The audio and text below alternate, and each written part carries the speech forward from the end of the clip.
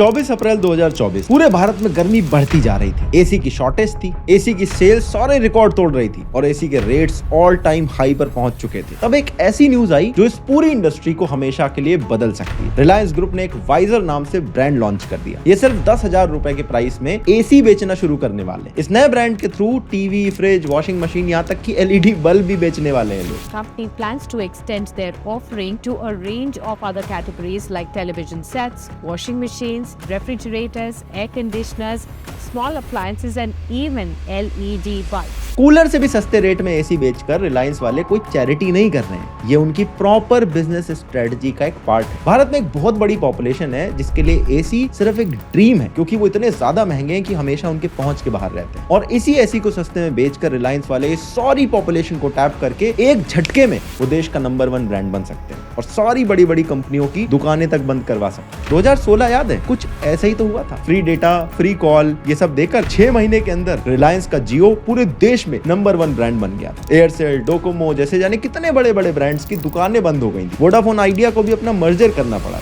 So ladies and gentlemen, today I have great pleasure in announcing a revolutionary concept for the Indian market. All voice calls for Jio customers will be absolutely free. Reliance वाले पहले सिर्फ petrochemical में number 1 थे, लेकिन जब से जियो launch हुआ है उसके बाद से लगातार नई नई फील्ड्स में इन्होंने एंटर करना चालू कर दिया। एक मोनोपोली बनते जा रहे हैं। जियो सिनेमा, जियो मार्ट, जियो फाइनेंस, जियो सावन, आजियो, जियो गेम्स, जियो क्लाउड, जियो चैट, ऐसी कोई फील्ड नहीं है जहां पर रिलायंस का जियो आज कंपीट ना कर रहा। और जहां पर जियो आपको नहीं दिखता वहां रिलायंस के बाकी ब्रांड दिख जाएंगे। Reliance retail, Reliance digital, Reliance fresh, बचत बाजार, टीरा ब्यूटी, पूरा का पूरा नेटवर्क 18 और इस इमेज में जितने सारे ब्रांड आपको दिख रहे हैं ये सारे रिलायंस के ही तो हैं। इनमें से कितने तो ऐसे ब्रांड हैं जिनमें रिलायंस का नाम तक नहीं आपको दिखेगा, लेकिन उनको रिलायंस ने एक्वायर कर रखा। रिसेंटली टाइम मैगजीन ने पब्लिश किया कि दुनिया की 100 सबसे इन्फ्लुएंशियल कंपनीज की लिस्ट में रिलायंस का नाम शामिल हो चुका है। रिलायंस जिस तेजी से ग्रो कर रहा है, ऐसी ग्रोथ आज से पहले किसी कंपनी ने पूरे भारत में नहीं देखी है। तो क्या ऐसी ग्रोथ के साथ रिलायंस एक दिन मोनोपोली बन सकता है? देश के लिए ये क्या खतरनाक बात हो सकती है? और इतनी तेजी से रिलायंस वाले ग्रो क्यों कर रहे हैं? यही सारी चीजें आपको इस एक वीडियो से पूरी समझ में आ जाएंगी। This opportunity to transform India and transform the life of our 1.2 billion Indians that motivated Reliance to invest in this space. Years will roll, decades will pass. Reliance will continue to grow bigger and bigger, like the proverbial banyan tree.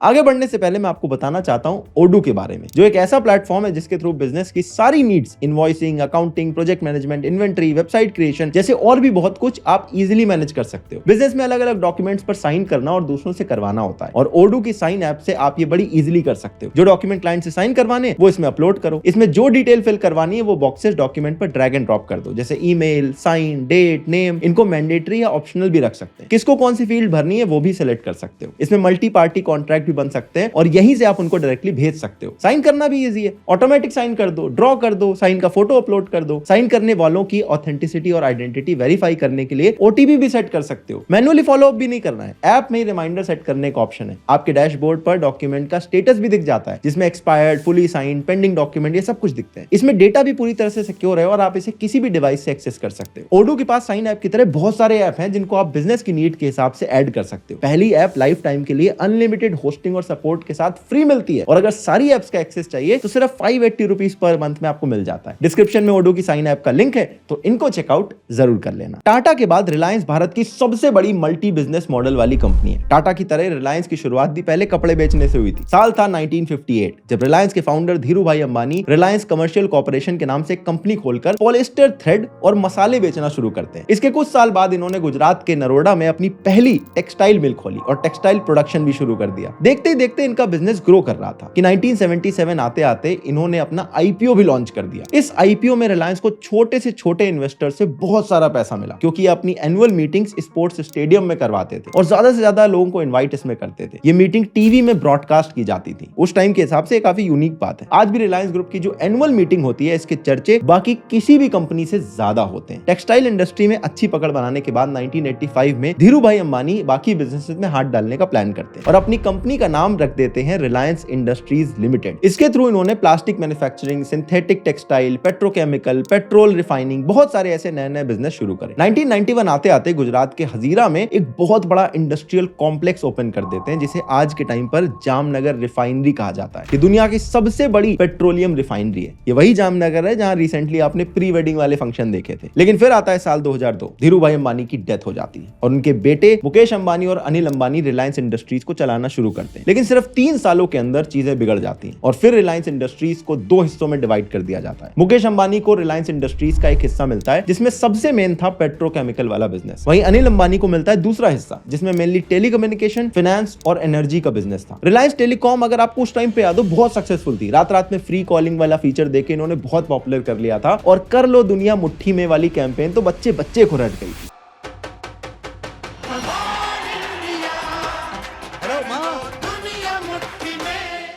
इस company को lead कर रहे थे अनिल अंबानी। अलग होते time दोनों भाइयों ने कुछ टाइम के लिए एक नॉन कंपीटिंग एग्रीमेंट साइन कर लिया था। मतलब कि दोनों भाई एक दूसरे के बिजनेस में कंपीट नहीं करेंगे। यानी मुकेश अंबानी पेट्रोकेमिकल के बिजनेस में तो अनिल अंबानी उधर नहीं जा सकते, और अनिल अंबानी टेलीकॉम चला रहे हैं तो मुकेश अंबानी कोई भी टेलीकॉम के सेक्टर में एंटर नहीं कर सकते। लेकिन अगले कुछ सालों में पिक्चर साफ हो जाती है। अनिल अंबानी के जो बिजनेसेस थे वो धीरे धीरे खराब होने लगते हैं। रिलायंस टेलीकॉम जो एक टाइम पर एकदम लीड कर रहा था, इसको टक्कर देने के लिए Vodafone, idea, Airtel, Aircel, Docomo, Uninor, Telenor ऐसी बहुत सारी कंपनीज पूरे देश में आ गई जो हर स्टेट में इनका थोड़ा थोड़ा सा शेयर खाने लगी थी। बाकी बिजनेस भी जो थे इनके ज्यादा अच्छे नहीं चल रहे थे। एक टाइम पर दुनिया के 6 रिचेस्ट पर्सन थे और वो अपनी कंपनीज को बैंकरप्ट डिक्लेयर करना शुरू कर देते हैं। वहीं दूसरी तरफ मुकेश अंबानी को देखो, पेट्रोकेमिकल का बिजनेस दिन दूनी रात चौगनी तरक्की से बढ़ रहा था। इन्होंने बाकी सारे सेक्टर्स में भी धीरे धीरे एंटर करना शुरू कर दिया और आगे की कहानी में इसीलिए हम मुकेश अंबानी वाले रिलायंस पे ज्यादा फोकस करेंगे। साल था 2010। नॉन कम्पीट एग्रीमेंट की जो कंडीशंस थी वो धीरे धीरे फेड अवे हो चुकी थी और ऐसा होते ही मुकेश अंबानी ने 4800 करोड़ लगा के इन्फोटेल ब्रॉडबैंड सर्विसेज लिमिटेड, जिसे IBSL कहा जाता था, इसके 95% स्टेक को एक्वायर कर लिया। IBSL ने साल 2010 की शुरुआत में ही 4G स्पेक्ट्रम ऑक्शन में इंडिया की 22 सर्कल्स के ऑक्शन को जीता था और मुकेश अंबानी जानते थे कि आने वाले टाइम में जितनी भी कंपनी 2G 3G पे पैसा लगा रही है सब बेकार हो जाएंगी क्योंकि सिर्फ पूरे देश में 4G चलेगा। साल 2013 में IBSL का नाम बदलकर रिलायंस जियो इन्फोकॉम सर्विसेज यानी RJIL कर दिया गया था और ये 2G 3G में एंटर करने की सोचते भी नहीं है। इसी साल अनिल अंबानी भी मुकेश अंबानी के टेलीकॉम सेक्टर का एक हिस्सा बनते हैं और नेटवर्क शेयरिंग के लिए तैयार हो जाते हैं। फिर साल आता है 2015। मुकेश अंबानी अनाउंसमेंट करते हैं कि वो जल्द ही पूरे देश में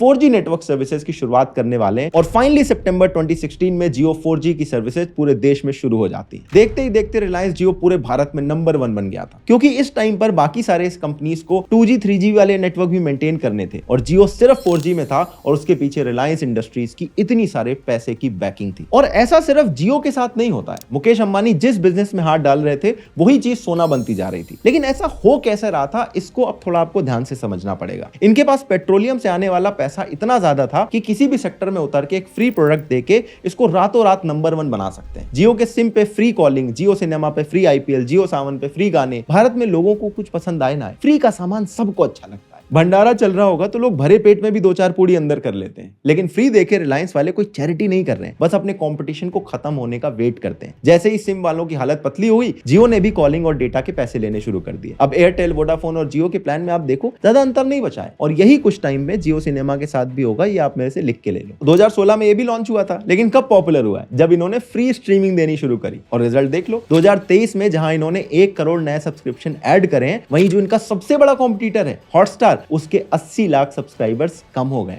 और सिर्फ कुछ महीनों में ही नेटफ्लिक्स और Amazon प्राइम वीडियो को पीछे छोड़ के जियो सिनेमा भारत का सबसे बड़ा OTT प्लेटफॉर्म बन गया है। तो जियो सिम और जियो सिनेमा को पॉपुलर बनाने का रिलायंस का प्लान नंबर 1 था, फ्री में बांटो और पॉपुलर हो जाओ। लेकिन रिलायंस रिटेल में इनका प्लान नंबर 2 एक्टिवेट होता है। जहां पर ये लोग फ्री में नहीं दे सकते हैं, वहां पर कंपटीशन के जैसा ही बिल्कुल सेम ब्रांड मार्केट में उतार देते हैं और जहां वो भी ना कर सके, कंपटीशन को ही खरीद लेते हैं। कोक पेप्सी की मोनोपोली चल रही थी, ये इनको पसंद नहीं आई तो कैंपा कोला को खरीद के मार्केट में एंट्री कर ली। इनके पास कोई बड़ी रिटेल चेन नहीं थी और देखा कि पैंडेमिक में बिग बाजार की हालत थोड़ी खराब हो रही है तो चलो इसको भी खरीद लाते हैं। इसका नाम रख दिया स्मार्ट बाजार और अब इनके पास पूरे देश में इतनी बड़ी रिटेल चेन आ गई। और इसी फ्यूचर ग्रुप से फैशन वाला ब्रांड सेंट्रल भी खरीद लिया और आज उसका नाम रिलायंस सेंट्रो रख दिया है। लेकिन केवल बिग बाजार और सेंट्रल मॉल एक्वायर करने से बात नहीं बन रही थी। अगर आप देश के अंदर ऑफलाइन में देखें तो टाटा ग्रुप एक बहुत बड़ा सेक्टर है जिन्होंने रिटेल में कब्जा कर रखा है। ये अमेजॉन फ्लिपकार्ट वाले तो सिर्फ ऑनलाइन है। अब वैसे तो रिलायंस और टाटा ग्रुप वाले किसी बिजनेस में कंपीट नहीं करते, जैसे Tata steel, TCS, Tata Motors, इधर रिलायंस की कोई कंपनी नहीं देखी होगी। वैसे ही टाटा वाले कभी ऑयल रिफाइनरी वगैरह में नहीं जाते। लेकिन जब रिटेल सेक्टर की बात आती है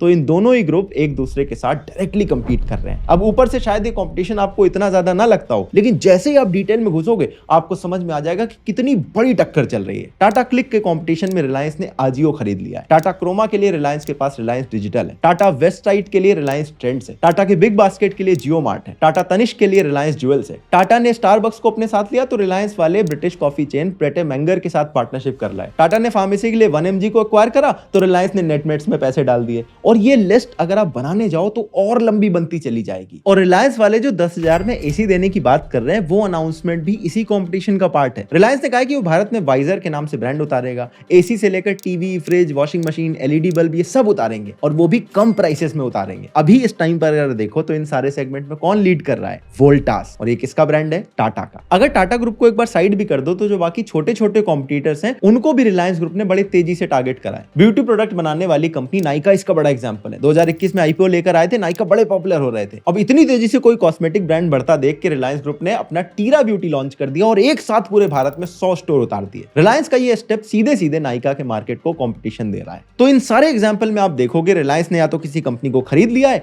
या तो बिल्कुल सेम जैसा दिखने वाला एक सस्ता ब्रांड मार्केट में उतार के अपने कंपटीशन को खत्म करने की कोशिश कर रहे हैं। लेकिन जहां पे दोनों स्ट्रेटजी से काम नहीं बनता वहां पर रिलायंस ग्रुप अपनी तीसरी स्ट्रेटजी लगाता है। यहां पर वो बड़ी बड़ी कंपनी से पार्टनरशिप करता है। पहला एग्जांपल है जियो फाइनेंस का। एक अच्छी सक्सेस पाने के लिए मुकेश अंबानी ने दुनिया की सबसे बड़ी finance management company black rock के साथ पार्टनरशिप करी है। ये एक जॉइंट वेंचर है जिसमें जियो और ब्लैक रॉक का 50-50% का शेयर होगा। ये जो ब्लैक रॉक कंपनी है ये भारत की टोटल जीडीपी से 2.5 गुना बड़ी कंपनी है। लगभग $10 ट्रिलियन का ये एसेट मैनेजमेंट करती है। 38 से भी ज्यादा देशों में इस कंपनी के ऑफिसेस हैं और इस नंबर से आप आसानी से अंदाजा लगा सकते हो कि फाइनेंशियल सर्विसेज में इस कंपनी की कितनी ज्यादा इंपॉर्टेंस है। और अब जियो वाले इनसे हाथ मिला रहे हैं तो एक झटके में ये जियो फाइनेंशियल सर्विसेज को भी भारत में नंबर 1 बना सकते हैं। इसी पार्टनरशिप वाली स्ट्रेटजी का दूसरा एग्जांपल देखो। रिलायंस ने मेटा के साथ पार्टनरशिप करी। जियो मार्ट वाले व्हाट्सएप से ग्रोसरी बेच रहे हैं और व्हाट्सएप वाले यूपीआई पेमेंट इंटीग्रेट करके अपनी पेमेंट सर्विसेज जियो के थ्रू बढ़ा रहे हैं पूरे देश के अंदर। तो ये पार्टनरशिप वाली चीज में रिलायंस जिनसे भी पार्टनरशिप कर रहा है वो ऑलरेडी बहुत बड़े मेगा प्लेयर्स होते हैं अपनी इंडस्ट्री के,